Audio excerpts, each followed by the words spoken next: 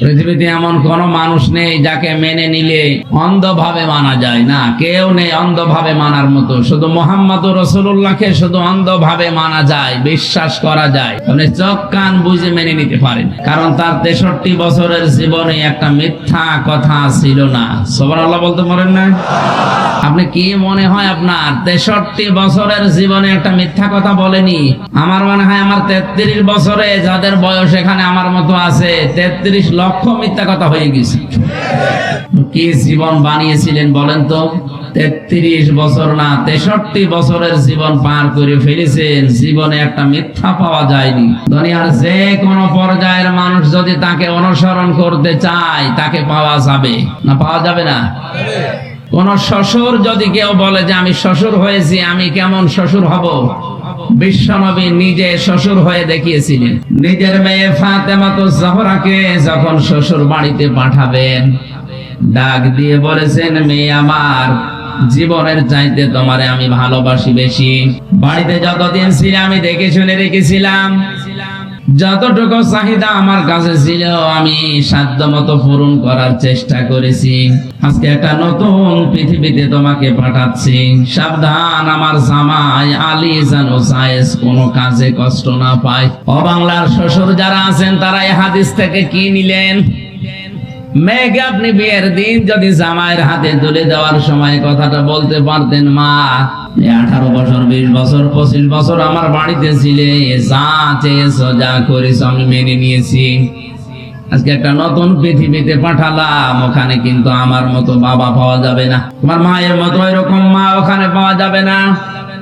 যে দুনিয়ায় তোমারে পাঠালাম এই নতুন জগতে, কোনদিন যেন অন্তত জগতের স্বামী যিনি মালিক, যিনি ওই সংসারের যিনি মালিক তোমার স্বামী, এই স্বামীর সাথে জায়েজ কোনো কাজে কষ্ট দিবা না। শ্বশুরদের দায়িত্ব এইটাই ছিল। বাংলাদেশে তাহলে সংসার ভাঙা অনেক কমেছে তো। আরো মেয়ে তুলে দেওয়ার সময় বলে, মা তোর কোনো চিন্তা নেই, বেশি ঝামেলা দেখলে চলে আসবি, তোর অন্য জামাই ধরাবো। এক মেয়ে কয় জায়গায় বিয়ে দেবেন? নবীজিকে পারতেন না তার মেয়েকে 14 জায়গায় বিয়ে দিতে আপনার মতো? তার মেয়েকে বিয়ে করার জন্য মক্কায় ওই সময় লাইন দিয়েছিল অনেকে, কিন্তু তিনি রাজি হননি। এমন একটা ছেলে দেখে তিনি বিয়ে দিয়েছিলেন। ফাতেমাতুজ জাহরার কাছে এসে বলেন, মা এমন একটা ছেলে আজকে তোমাকে বিয়ের প্রস্তাব দিয়েছে, যে ছেলেটা আমার সাহাবীদের ভেতরে সবচাইতে বেশি জ্ঞানী, সবচাইতে বেশি পরহেজগার, সবচাইতে বড় যোদ্ধা। ফাতেমাতুজ জাহরা তিনি জ্ঞানী ছিলেন, বুদ্ধিমতী ছিলেন।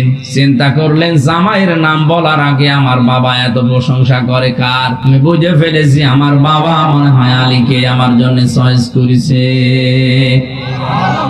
চুপ থাকলেন। মেয়েদের চুপ থাকাই সম্মতির লক্ষণ।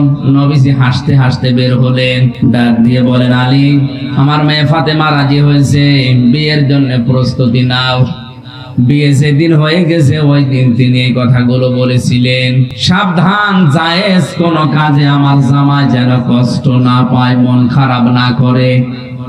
এরপরও যদি তাকে কষ্ট দাও, মন খারাপ করে থাকে, যতক্ষণ পর্যন্ত তাকে খুশি করতে না পারবা, এই অবস্থায় যদি তোমার মরণ হয়, ও মা ফাতিমা, আমি তোমার বাবা নবী হয়ে বলছি, তোমার জানাজায় আমি কিন্তু যাব না। আজ বাংলাদেশে আলেম বলেন আর জালেম বলেন, এরকম শ্বশুর দেশে আছে? বলেন নেই? মেয়েকে আপনি সাহস দিয়ে তার সংসারটা জাহান্নাম বানাচ্ছেন। কারণ যেই পরিবারে যেই মেয়েটা স্বামীর উপরে উপরে চলে, ওই পরিবার আর শান্তি থাকে না। কেন বলেন তো? কোরআনে কারীম জানিয়েছে, আর রিজালু কাওয়ামুনা আলান নিসা বিমা ফাদ্দালাল্লাহু বা'দাহুম আলা বা'দ ওয়া বিমা আনফাকু মিন আমওয়ালিহিম। সূরা নিসার 34 নম্বর আয়াতের প্রথম অংশে আছে, আল্লাহ পাক বলেন, আমি পুরুষদেরকে বানিয়েছি অভিভাবক, গাইডলাইন দাতা, সে গাইড দেবে। আপনার মেয়েই যদি জামাইকে গাইড দেয়, তাহলে আয়াত পুরো উল্টিয়ে যায়। আপনি আল্লাহর আয়াতকে উল্টিয়ে আপনার মেয়েকে শান্তিতে রাখতে পারবেন? এক কথা বলেন না কেন? এই জন্য আজ অধিকাংশ পরিবারে শান্তি নেই। বাবা আর মা মনে করে আমার মেয়ে যদি ছোট হয়ে থাকে মনে হয় কষ্টে থাকবে। কে বলেছে আপনাকে? নবীজি পারতেন না তার মেয়েকে উপরে আরো তুলে দিতে? এত বড় কঠিন কথা বললেন না। যদি আমার জামাই রাগ করে থাকে আর ওই অবস্থায় যদি তোমার মরণ হয়, আমি তোমার বাবা নবী হয়ে বলছি তোমার জানাজায় কিন্তু আমি যাব না। ওই মেয়ে আর সাহস পাবে? কত শাশুড়ি এই ময়দানে বসে আছে, মেয়ে যদি জামাইয়ের উপরে কথা বলে, জামাইকে যদি গাইডলাইন দিয়ে চালায়, টাইট দেয়, মেয়ের কথা মতো যদি জামাই চলে, লোকের কাছে গল্প করে জামাই একটা পেয়েছে আল্লাহর ওলি, আমার মেয়ে যা বলে তাই শোনে। আর ওই যে ছেলেটা, ওই ছেলে আমার ওইটা হারামজাদা, ও শুধু ওর বউর কথা শোনে। আহা, তোমার জামাই তোমার মেয়ের কথা শুনলে সেটা হয় আল্লাহর ওলি, আর ছেলেটা তার বউর কথা শুনলে ওইটা হয় হারামজাদা। তুমি কি কথা বলছেন? পৃথিবীর এমন কোন দিক বিভাগ নেই যেখানে নবীকে অনুসরণ করা যায় না। এ তো শ্বশুরের কথা বললাম। বিশ্ব নবী রাষ্ট্রপ্রধান ছিলেন, বাড়ির কর্তা ছিলেন, কাজের লোকদের সাথে, কাজের মেয়েদের সাথে, ড্রাইভারের সাথে কি করে ব্যবহার করা লাগে নবী নিজে দেখিয়েছেন। হাজারো ব্যথা বেদনার পরে ফিরে আসনি তুমি আপন ঘরে, দিনের আলো তুমি ছড়িয়ে দিতে চলে গেলে মদিনায় মক্কা ছেড়ে। হে রাসূল তোমাকে ভুলি আমি কেমন করে, হে রাসূল তোমাকে ভুলি আমি কেমন করে। খেয়ে না খেয়ে দিন প্রচারের কাজে নিজেকে দিয়ে সবই নিয়ে, তায়েফের কাফেরেরা চিনল না এ আলো, দুষ্ট ছেলেদের পিছু দিল লেলিয়ে। পাথরের আঘাতে ক্ষত বিক্ষত হয়ে সারা শরীর থেকে রক্ত ঝরে।